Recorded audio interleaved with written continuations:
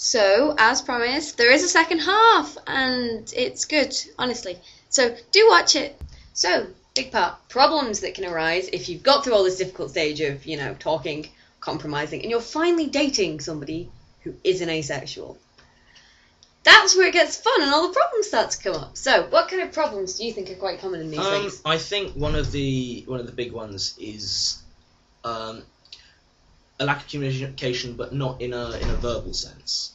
In the sense that when two people who are not asexual are involved, there is a level of because you're both feeling the same desires. There is a level of unspoken physical communication, which is not present on either side, because asexual doesn't necessarily understand what you're feeling, and you certainly don't understand what they're necessarily feeling. So there can be, you can essentially accidentally go over somebody's limits, and the important thing is not to freak out, just to be, because it will not be a deliberate thing, and just sort of know that's too far. That's Yeah, because if you basically do what I have done, not with him, luckily, which is to curl into a little ball and be like, go away, leave me alone, they will not have a clue what they've done wrong. If you start freaking out, then we'll start freaking out because we don't understand what's happening. Whereas if you can just tell them what they've done, they'll know, and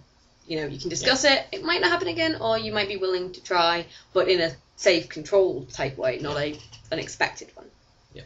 So I think from my side, it's problematic in that I just don't get things. I just don't pick up on the hints, which must be frustrating, to be honest. On occasion. When you're just sitting there like, yeah, and they're like, seriously, take me on, and you just you get used to it. Yeah, it's a good thing to kind of clarify that it's not that you're ignoring them, it's that you're genuinely not picking up on it, and that they could probably do with being slightly more explicit and maybe telling you.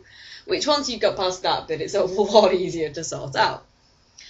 So what else is there, I think, that could be problematic? You have to adapt to the fact that most people will think you are an ordinary both sexual couple, and they will make jokes and comments, and you just have to learn to deal with it. It's just something you've got to, if you have a particularly ridiculous beard, you've got to learn to just take the mockery in your stride, and it's the same with he looks like a Dickens character, doesn't he? I mean, beating dolphins even or something. It's terrible. But yeah, so like for instance, I met a girl once when I was still dating him who didn't know me, so didn't know what I was like, and just presumed there was another on your list of all these women that Johnny had. This is Katie. And basically it was easier for me to just say to her, well, no, look, I'm not like that. And as long as you can deal with it like that without getting really offended that they would think that about you, it's easy enough to do. You've kind of got to learn, if you are a bit of a prude, not to be one. I mean, I never really was a bit of a prude. No. But I know it can be quite, I mean, particularly if you're quite innocent or not really used to sexual banter and stuff, if you're in a relationship with someone that's sexual, their friends are likely to be the same, and you're likely to just get roped into that, which is easy enough as long as you basically just make it clear. Or just, get used to it. To be fair, you were usually mocked for being a pixie, though. Yeah, but you're mocked for being, like, Satan, so it's fine. Yeah. As you can tell, we were a very strange couple in the time we were dating. It was a little weird. I'm surprised reality didn't implode or something. Because, bit bizarre. So, yeah. We're stuck for what we're going to say now, so we're going to take a break and think of something else. So, what can we conclude from this lovely discussion that we've been having? Basically, that it can work. But it's a lot of work. It's not for everyone. And, if it's not for you, then that's not a problem.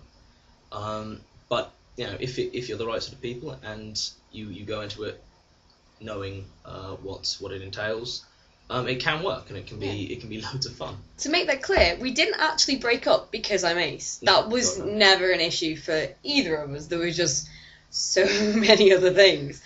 Not really the sort of people for it, are we?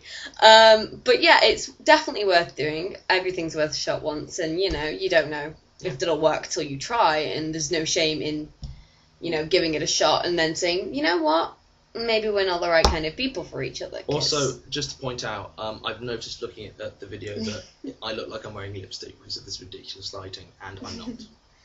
No, he's just a quiet boy. It's fine. But yeah, so basically, it's definitely worth trying, but it will take a lot of communication. You have to be ready to at least discuss compromise. You have to be the right kind of people, and you have to be so aware that you just won't understand each other at first, and you have to be very explicit. You have to tell them things. You know, they might not get why you're upset, and let's face it, I have no idea half the time what this one means. I mean, it's very few people do. But I mean, it's every video sort of is going along the same lines: communication. But that is because it is a very, it is the a lot in many ways the only way that this can really work. If you communicate. So yeah. So I think so do it. That's pretty much everything we've got for this week. So I'll be back next Friday. He won't. You won't have to look at the hideous beard anymore. It'll be fine. I'd like to thank him loads for this, actually. It's great. So yeah. Comments and everything would be great, and I will see you next Friday.